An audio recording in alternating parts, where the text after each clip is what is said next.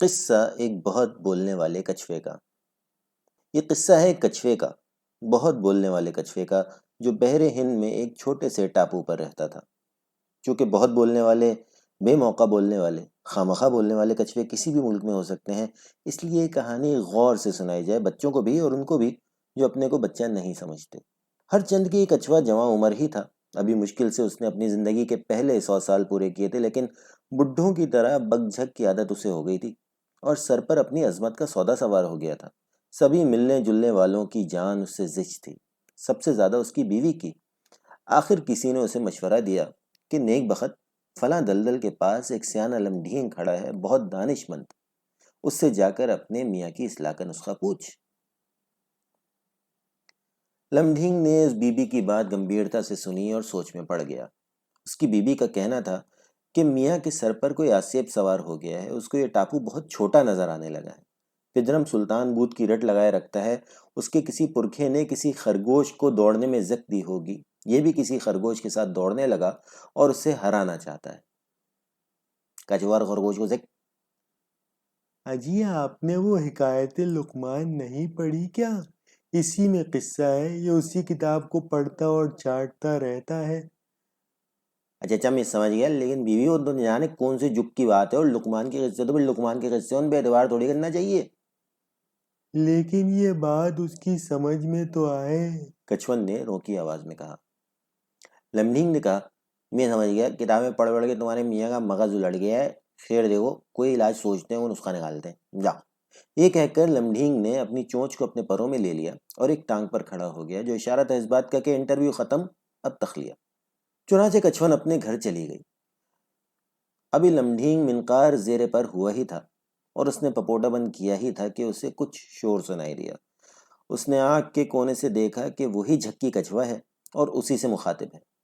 اے میاں لمڈھینگ، ایک ٹانگ پر کیوں کھڑے ہو؟ اما تھک جاؤ گے، اور یہ گردن کیوں پروں میں اڑس رکھی ہے؟ دم گھٹ جائے گا، ذرا باہر تو نکالو اپنی چونچ۔ لمڈھینگ نے اپنی گردن سیدھی کی اور اپنی دوسری ٹانگ زمین پر ٹکائی اور کہا، حکم۔ کچھوے نے کہا، حکم کی کیا بات ہے؟ باتیں کرو، ادھر ادھر کی سناؤ بڑے میاں۔ لمڈھینگ نے کہا، ابھی تمہاری بیوی آئی تھی۔ اچھا، ارے میں تو اسے کئی دن سے کہہ رہا تھا کہ کسی سیانے کے پاس جاؤ، اسے تو چپ لگی ہے، جانے کیا ہو گیا ہے، بولتی ہی نہیں۔ کوئی نفسیاتی عارضہ ہے شاید، اس ٹاپو پر تو نفسیاتی علاج کا بھی بندوبست نہیں۔ کچھوے نے کوئی آدھ گھنٹہ اس مسئلے پر تقریر کی کہ اس کی بیوی نارمل نہیں ہے، اس کو کچھ ہو گیا ہے، کوئی کمپلیکس ہے جو چپ لگی ہے، اس کے لاشعور میں کوئی گڑبڑ ہے وغیرہ۔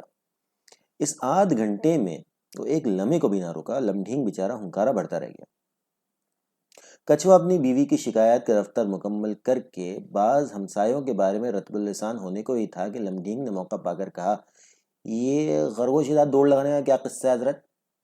کچھوے نے کہا، یہ بات میری بیوی نے کہی ہوگی، عورت ذات کو باتیں بنانے کے علاوہ آتا کیا ہے؟ ہاں، میں کہتا ہوں خرگوش کیا چیز ہے، میرے سامنے آئے، مجھ سے دوڑ لگائے، ایک بار مڈبیڑ ہو تو۔ لمڈھینگ نے کہا، یہ ہو تو کیسے ہو، اس ٹاپو پر تو کوئی خرگوش ہی نہیں ہے۔ کچھوے نے کہا، رونا تو اسی بات کا ہے، میں سوچتا ہوں تیر کر سمندر پار کہیں افریقہ یا ہندوستان جاؤں، اس چھوٹے سے ٹاپو پر تو میری صلاحیتیں ضائع ہو رہی ہیں، ہے نا؟ اسے اس ہے نا کا جواب نہ ملا، کیونکہ اسی دوران میں لمڈھینگ نے اپنی ایک ٹانگ پھر اٹھا لی تھی اور اپنی گردن کی کنڈلی بنا لی تھی۔ کچھوے نے ایک دو بار للکارا، لیکن پھر چلا گیا۔ اگلے دن کچھون پھر لمڈھینگ کے پاس آئی، جو اپنی دونوں ٹانگیں مضبوطی سے زمین پر جمائے اس کا منتظر تھا۔ لمڈھینگ نے کہا، اے خاتون، کل تو نے لقمان کا ذکر کیا تھا، اس پر میرے کو حکایت یاد آ گئی جو مہاتما بدھ سے منسوب ہے، اس میں ایک حل بتایا گیا ہے۔ کیا اس سے میرے میاں کا دماغ ٹھیک ہو جائے گا؟ کچھون نے بے صبری سے کہا، ہاں، یا تو اس سے مرض نہیں رہے گا یا مریض نہیں رہے گا، ایک بات تو بہرحال ہوگی۔ یہ کہہ کر لمڈھینگ اپنے بے ڈول پر پھڑپھڑاتا اڑ گیا اور ایک سارس سے جا ملا، اور پھر یہ دونوں بزرگ اسی چٹان پر جا اترے جہاں کچھوے میاں کسا رہے تھے۔ لو بھائی، تمہارے دل کی مراد پوری ہو جا رہی ہے، میں اور سارس تم کو کسی ایسی جگہ پہنچانے گے جہاں کوئی خرگوش ہو، تاکہ تم اس سے دوڑ لگا سکو اور اپنی حسرت نکال سکو۔ یہ تو مزے آ گئے، لیکن تم مجھے لے جاؤ گے کیسے؟ یہ کوئی مشکل نہیں ہے، البتہ تم کو تھوڑی دیر چپ رہنا ہوگا، اپنی ٹروں کو بند رکھنا ہوگا۔ چپ رہ لو گے تم؟ ہاں کیوں نہیں، رہ لیں گے چپ بھی۔ لمڈھنگ کسی درخت کی ٹہنی ڈھونڈ کر لایا اور کچھوے سے کہا، لو اس کو مضبوطی سے اپنے دانتوں میں تھام لو اور منہ نہیں کھولنا تم۔ کچھوے نے اس پر دانت جمائے، ایک طرف سے لمڈھنگ نے اسے اپنی چونچ میں تھاما، دوسری طرف سے سارس نے، اور اسے لے کر دونوں اڑ گئے۔ چند گھنٹے کی اڑان کے بعد یہ لوگ کسی ساحل پر آن اترے۔ کچھ بچوں نے دیکھا تو تالیاں بجائیں، واہ جی واہ، اچھا تماشا ہے، دو پرندے ایک کچھوے کو لیے اڑے جا رہے ہیں۔ کچھوے سے ضبط نہ ہو سکا، منہ کھول کر بولا، ارے چپ رہو شیطان کے بچوں۔ ٹہنی اس کے منہ سے نکل گئی اور کچھوے نے لڑکنیاں کھاتے ہوئے زمین کا رخ کیا۔ لمڈھنگ نے کہا، یہ نسخہ تو ناکام ہو گیا، مرض کی بجائے مریض چلا گیا، نیچے پتریلی زمین ہے، اس کے ٹکڑے ٹکڑے ہو جائیں گے، ابھی کوپیٹ چڑھ جائے گی اس کی، چلو ہی چلتے ہیں واپس۔ وہ بیچارے تو افسوس کرتے ہوئے لوٹ گئے۔ اب کچھوے کا ماجرا سنو۔ کچھوا زمین کی بجائے ایک نرم جھاڑی پر گرا اور وہاں سے لڑکتا ہوا غڑاپ سے پانی کے اندر۔ یکایک اس کے کان میں آواز آئی، خوش آمدید، جی آیا نو، شاہی شوربے کے جوہڑ میں آمد مبارک ہو۔ یہ کسی مینڈک کی آواز تھی۔ کیا کہا؟ کیا بکواس کی تم نے؟ کیا جوہر؟ شوربے کا جوہر؟